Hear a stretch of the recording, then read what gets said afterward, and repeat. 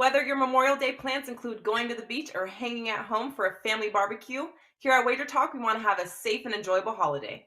To help with that, we're offering a 3-day Memorial Weekend special available this Friday and Saturday. For only $49, get a 3-day all-access pass from your favorite handicapper, including 5% plays. No coupon needed, just click the 3-day all-access and start saving.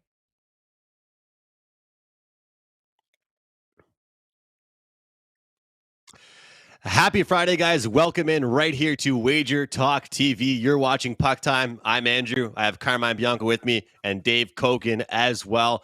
Really amped up for this show. Cannot wait to break down today's game. We will talk a little bit about tomorrow's game as well, but we have a good one to go over here tonight. Colorado in St. Louis to take on the Blues, a place that they already won 2 games so far in this series. They are minus 170 favorites. St. Louis, they're plus 150. Underdogs at home. Colorado leads the series 3-2. If you follow the game like we all do, you know what the drama was like in that last game. It was definitely a blown lead from Colorado, and hey, the ghosts of the past might be kind of haunting this Colorado team. We'll see what happens here in tonight's game, but it's going to be interesting. And of course, last night, what a game between Edmonton and Calgary. We'll go through all of that and more on this show. I just want to get my 2 cents in real quick. That controversial goal, I thought it was a goal. Or I thought it wasn't a goal. I thought it was the right call. You can't change your angle of your skate. I thought the puck was going in regardless. And that's what I find kind of amusing about the whole thing is if he just didn't do that, his team would have scored. But I wanted to mention real quick, guys, just I love when players are humble. I don't like cockiness. And I loved in his post-game interview, Connor McDavid, he said multiple times, I had a bad game. How can that guy say he had a bad game ever? He's like, I had a bad game. Wasn't a great performance. I'm happy I can help the team out. What do you mean help the team out? You do it every single game. But besides the fact, whether or not they won that game or not, Edmonton was the better team in that series, and their star players and their depth played well and performed at the level. So who would have thought that not only that series would be over before this one, but also it would be Edmonton moving on and waiting for the winner of Colorado St. Louis. What a series, Carm. Last night was exciting, and tonight should be a very exciting game as well. How was your night, Carm? Who thought Edmonton would be moving on? Me. I thought so. They released them at plus 175 to win the series, so I'm happy about it. And how I feel about that call on the ice has nothing to do with me having Edmonton in the series. I still think they would have won the series regardless of what the final outcome of that game was. And we probably would have enjoyed seeing a 6 or 7 game so we could just keep betting totals as we were talking about it. But McDavid's played well. You go back to like game 5 or game 6 of the LA series, and he's pretty much been carrying this team.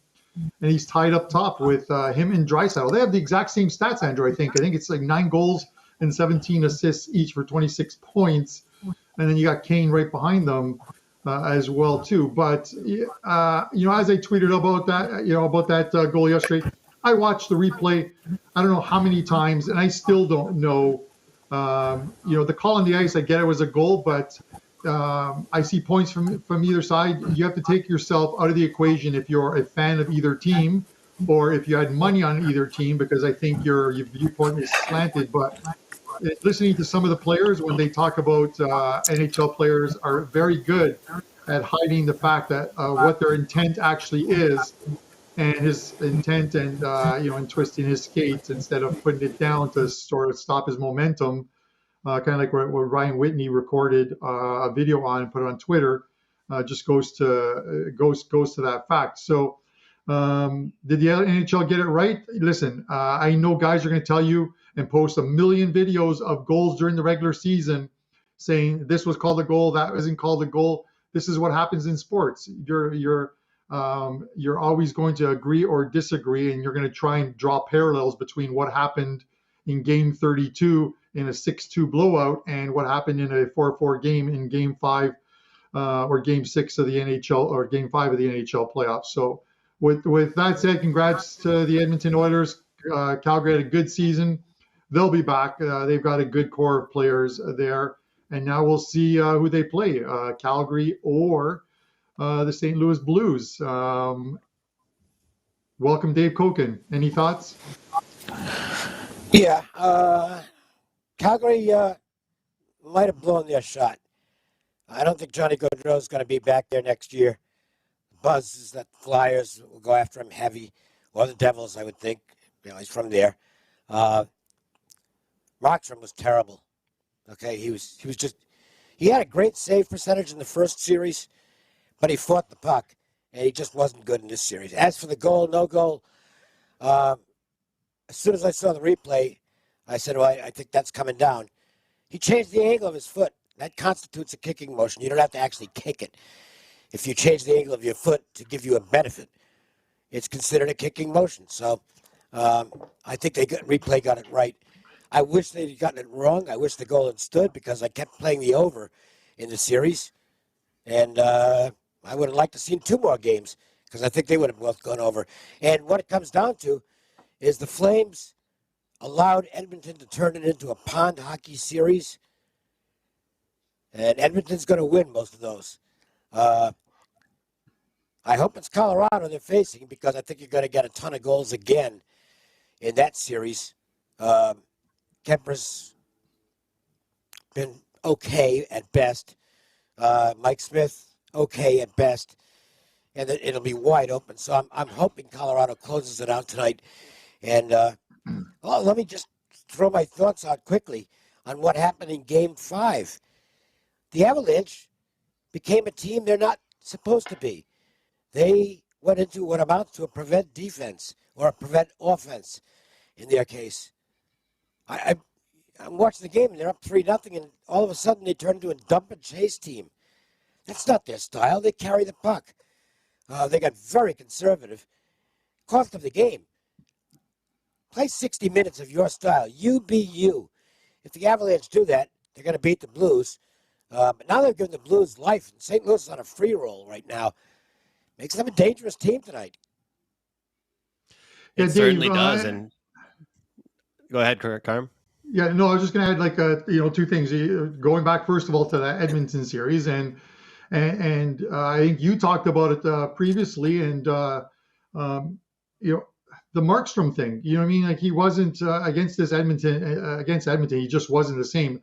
No one talked about the fact that in that 9-6 game, he allowed 6 goals, all at even strength on 28 shots. From the point where Calgary was up 5-1 in that embarrassing loss on the Oilers, even though the Oilers did come back to tie it up at 6, they scored 25 goals in essentially 4.5 games on Markstrom, with I think an empty netter involved in there as well too.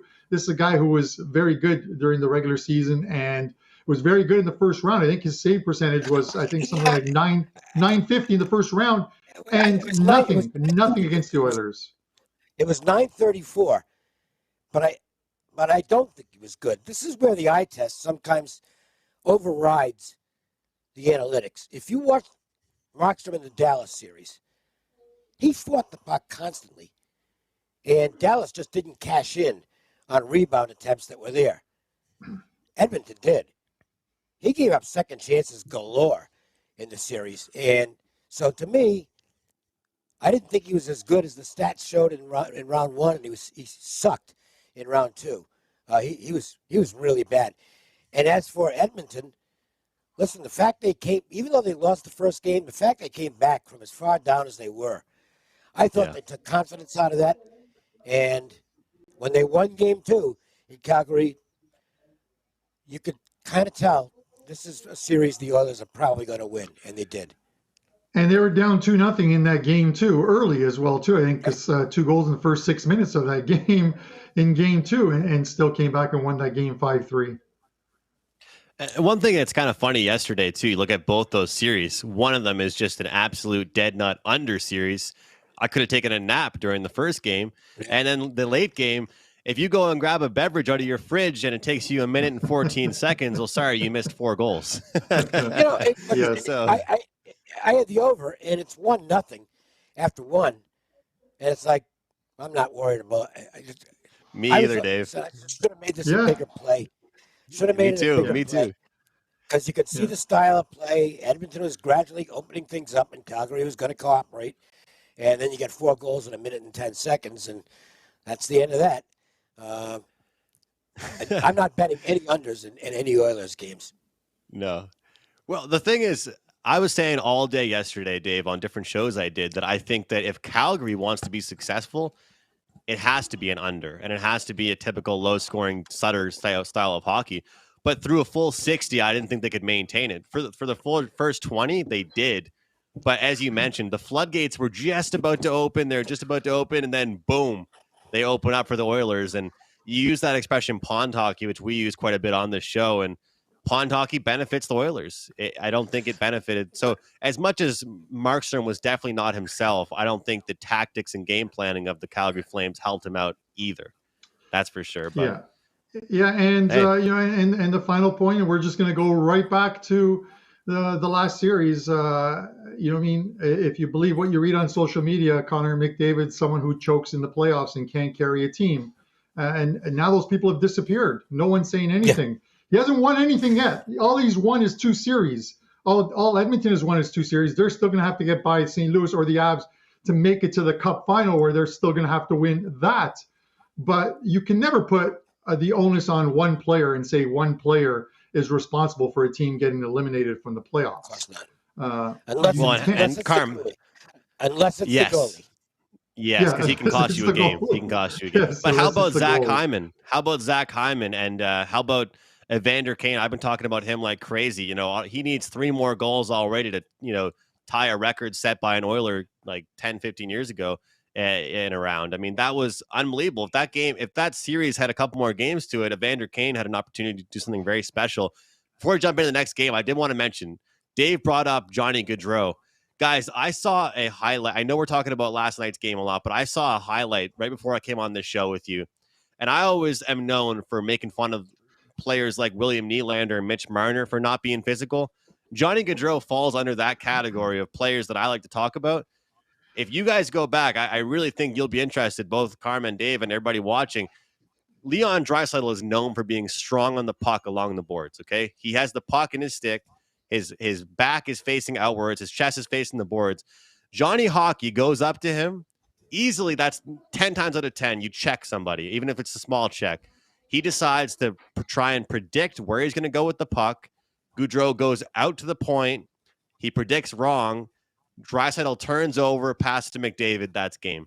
So for a guy that gets paid millions to be a hockey player, scared of any physical contact, won't make the check in overtime, and that's the game. I mean, if you can't lay a body check, I know the game isn't as tough as it used to be. And in my era, I'm only young, but there's not as many fights and stuff, but you still have to be physical.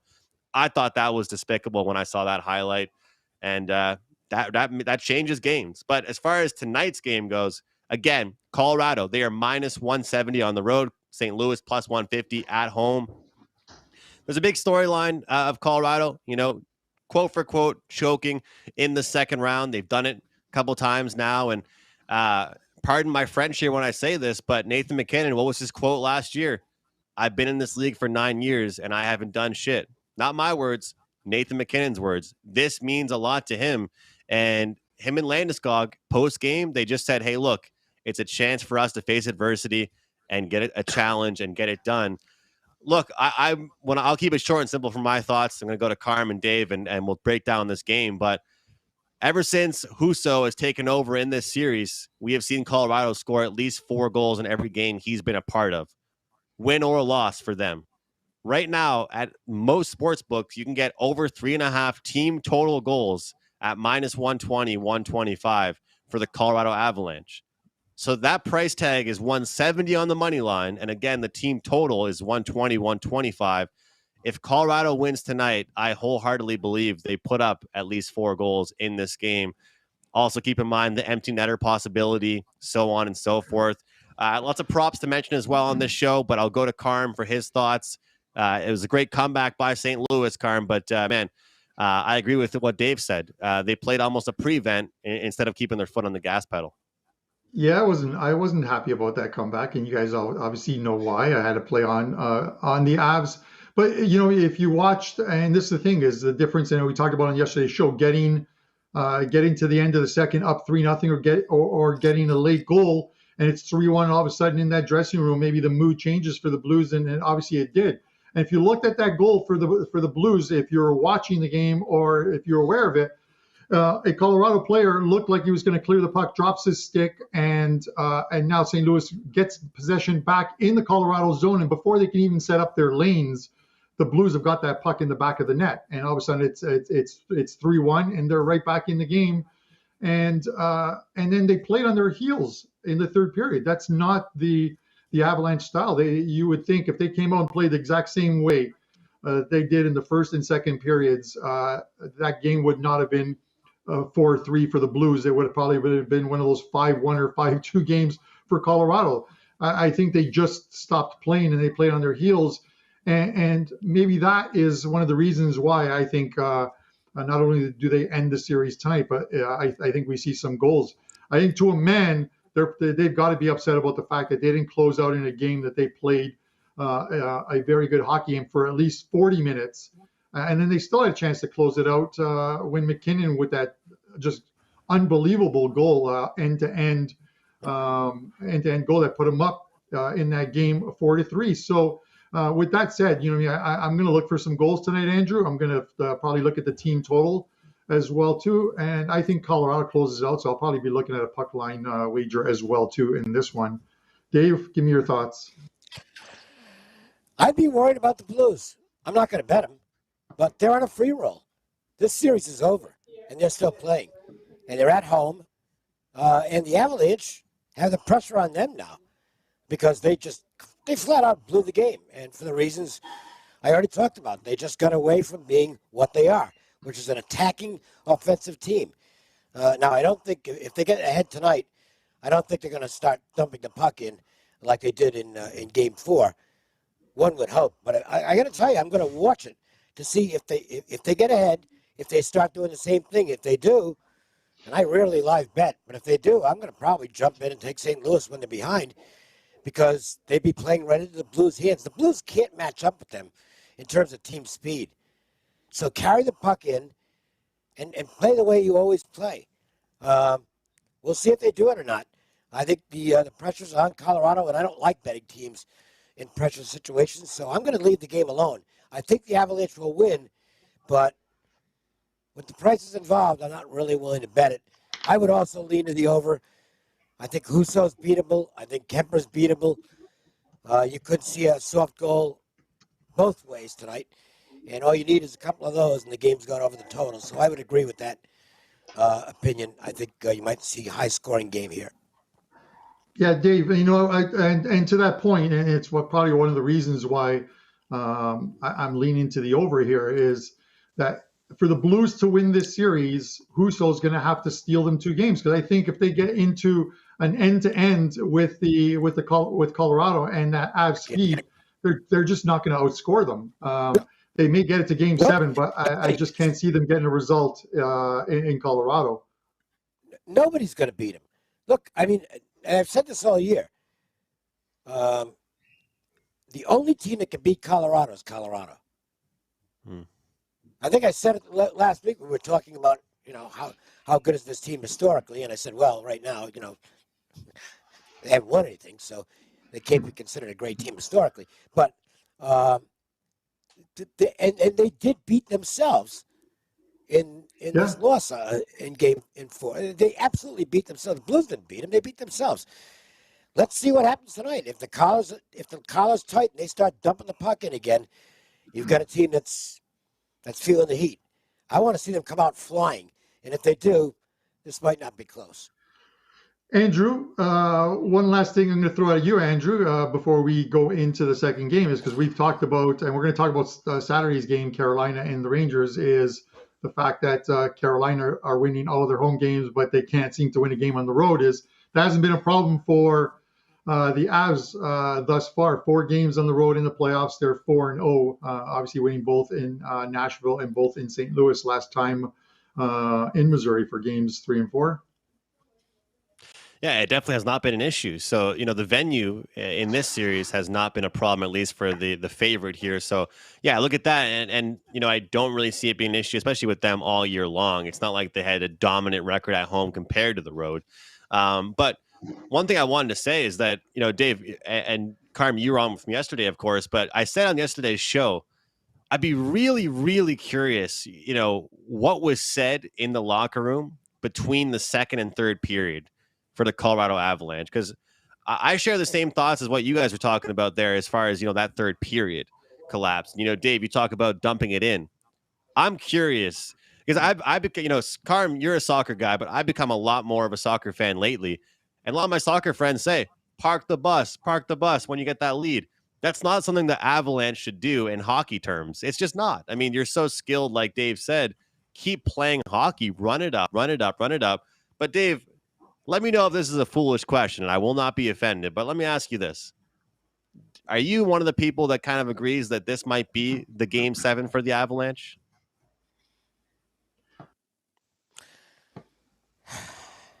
I haven't thought that far ahead.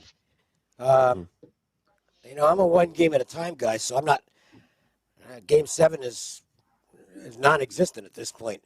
But if they lose, they lose tonight. Yeah. The home ice advantage is not that big in Game 7 to me. Not in the NHL. Because by that time the road team. Listen, if St. Louis wins the second game in a row and gets it at 3-3, they're not going to be intimidated at all going into Colorado. Yeah, and you wonder if it starts to, we're not psychologists. I'm not one, that's for sure. I've said it before. But if it creeps into their heads, if they lose Game 6 tonight and they come home, they lost round 2 years ago to Dallas Stars in 7 games. The year prior to that, they lost to the San Jose Sharks in 7 games. Last year losing to Vegas in 6, it starts to creep that can we not get out of this second round? It's that mental mind block. And then you look at the Blues and we're going 3 years removed, I think it is. But the Blues lost Game 6 of the Stanley Cup Finals at home and went to Boston, and everyone thought they were done. And they won Game 7 in Boston to win the cup. So with many of these players. Was that what you were going to mention, Dave? Is that what you were going to say? Yeah, pretty much. I mean, they have a history of folding. They certainly did last year against the Golden Knights. They were a much better team. And they're up 2-0. And by the end of that series, it was clear the Golden Knights had completely wiped them out mentally. And you just wonder if those thoughts start to creep in again. They better win. So I guess, what I'm saying, I'll agree with you, Andrew. They better win this thing tonight. Sounds good. And we'll have some best bets as far as props go in this game. I wanted to discuss some props, but let's jump into our next game that we're going to talk about, which is tomorrow's game. But I will say, pick your props wisely for this game between the St. Louis Blues and the Colorado Avalanche. In a big game like this, I wouldn't be going for the bargain bin, guys. I'd be going for some of the superstars that need to show up tonight on both teams. That's just me anyway. Carolina, New York. Pick 'em. MSG, Madison Square Garden. I cannot wait to watch this one. Total 5.5. Under. Are we going to see an over in this one? Dave, I did watch your appearance yesterday on WagerTalk today. I saw you talking about the Canes and then the price going up and then the under. Very similar to what we talked about on our show. And, it's funny because I didn't like the price on Carolina to win the series. So I was too high, but I really do like Carolina. So I've had a good run with my series wagers in the playoffs, but this one is the only one, Dave, I'm worried about. I have Carolina minus 1.5 games. So in order for that to happen, I need them to win a road game. Well, So what are your thoughts here, Dave? Look, obviously, the play is Rangers and under because it's home team and under in every game, except it's not that easy. What I'm seeing in the series is that the skill position advantage of Carolina is starting to show a little more in each game. It didn't really show it in Game 5. I know it was a pretty close game, 3-1, tight checking, but the Rangers were clearly the second best team on the ice in Game 5. I thought Carolina they really controlled the game. They shut down the Rangers offensively. I think the longer a series goes, the more the skill position players begin to take things over. And I think the Canes have better skill position players than the Rangers by a considerable margin. And I think it's starting to show. I think this is where the home team winning streak and the road team losing streak for Carolina, because the home team has won every game they've been involved in so far, 12-0, right? I think it ends here. I think the Canes will pull this one out. Now, I want to see what happens in the line. I'd like to get a little plus money, and I'm hoping the market comes in and says, well, let's bet the home team again, and maybe drives this to the point where I can get plus 105 or something. We'll wait and see. But I'm looking, just from an expectation standpoint, I think the Canes will close it out in Game 6. I think their players are better than the Rangers players, and I think it's starting to show, and I'm going to look for them to close things out here. Dave Cokin, you do have a MLB best bet up for grabs at WagerTalk.com. I believe it is a total up for grabs there, and I am happy to hear what you just said because I need a road win from the Hurricanes. Carm, I want to promote once again the great deal you have going for the Champions League final. I can't wait to watch it with some good friends tomorrow. $1 for props, picks, sides, totals. Guys, grab that from Carm. Obviously, I don't think you've had a losing soccer year since you've been a part of Wager Talk, done very well. And I love getting winners from you, Carm, in soccer. So, guys, grab that for $1, Carm's Champions League package over at WagerTalk.com. Dave has a MLB best bet up. I'm involved in both of those sports, with NHL and MLB myself tonight. But, Carm, any more thoughts on promotional stuff? And what are your thoughts here? Can the Hurricanes win a game on the road for me? Well, if they can sort of will themselves like they did last year in the first round of the playoffs. If you remember the first round of the playoffs, it almost mimicked this series. Some even though there were some higher scoring games, UC Saros kept Nashville in that series. Carolina wins the first two at home. They go to Nashville. They lose the next two. They come home, win Game 5. And then they go to Nashville, and that game goes to OT, and Carolina wins it in 6. So you need some of that spirit animal that they showed back then to occur on Saturday, and it very well could. The funny thing is, I might actually throw out a prop and take the plus 275 on the game to go to overtime. These games have been low scoring. The juice now on the under 5.5 is just out of control. I saw it at minus 150 or minus 155 at a couple books on our live line screen at Wager Talk. And it is just crazy that it hasn't just turned into a 5. In Game 5, I said I was just going to stick with the kind of like what Dave said. I just stuck with Carolina because they were at home, and I stuck with the under. I leaned on the under because every game has gone under, and this was another one that stayed under the total. So I get it's an elimination game, and elimination games you sometimes expect goals, but not from these two teams thus far. We haven't seen it. It's likely going to be an under, and for your sake, Andrew, a game that goes to overtime and Carolina wins it. How's that? I actually won't be watching the game other than on my phone because I am going downtown Toronto to watch TFC play a game. So I'll be there watching that, but I'll have it on my phone and following along with you. But let's see if the Canes can close it out tomorrow, and let's get this new set of series going. I love that you say that, Carm, because you always mention if I'm not home, I'll find a way to watch it. I have a good friend of mine, and it's like a running joke. Like, guys, I'm not even joking. No matter where this guy is, he has his phone and he's watching a stream. Like I was away in Montreal for a wedding last weekend. No matter what we were doing, like he loves to gamble. We were at a nightclub. We were at like a reception. Like no matter what, I'm like, what are you doing on your phone? He's like, oh, I'm just watching like the fourth quarter. It's just hilarious. Like he just always has it on his phone. It's just, if you need a stream, that guy's my guy.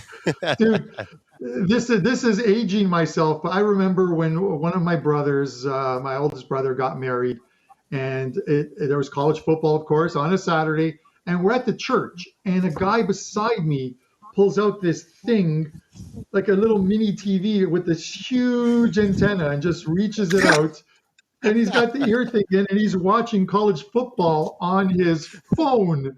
Or not on his phone, on like this, I think it was called Data Sport was the thing. And that was one of the funniest things I've ever seen is they're doing communion at the front, and this guy's praying for like a backdoor touchdown or something. So. Oh, that's what I love it. I love it. I want to mention the prop show I do every Friday. It's back with mid-major Matt Josephs and Andy Lang. I talk a lot about just updating people on my thought process with hockey props. And one thing I mentioned, which I don't talk enough about on this show, as everybody knows, the public loves to bet overs on stuff. So I wanted to make sure today to talk about some unders stuff real quick. And the Carolina Hurricanes series and the New York Rangers series has been the epitome for that series, not just for the total, but for props. I mean, Chris Kreider, Alexis Lafreniere, Sebastian Aho, Carmine's talked about him quite a bit. These guys to get a point are like minus 160, and some books will give you an option to not get a point or under on their shots on goal. So I want to make a point. I'm someone that mentions a lot of over on shots on goal or to score a goal or to score, get a point.